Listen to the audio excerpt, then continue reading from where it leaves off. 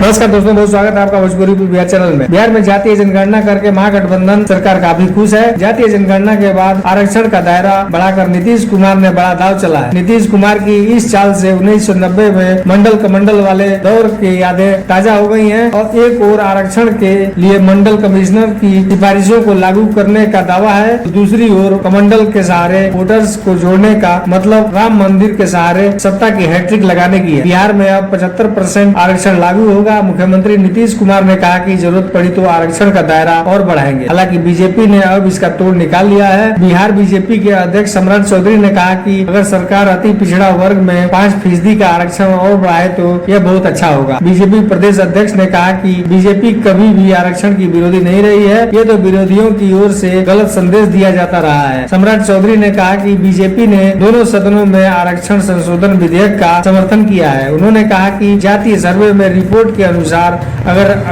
जातीय सर्वे की रिपोर्ट के अनुसार अगर अति पिछड़ा वर्ग 5% आरक्षण और बढ़ाया जाता तो उनका और तेजी से विकास हो पाता। दोस्तों, वीडियो को लाइक करें, चैनल पर है तो सब्सक्राइब जरूर करें और अपनी राय कमेंट बॉक्स में जरूर दें।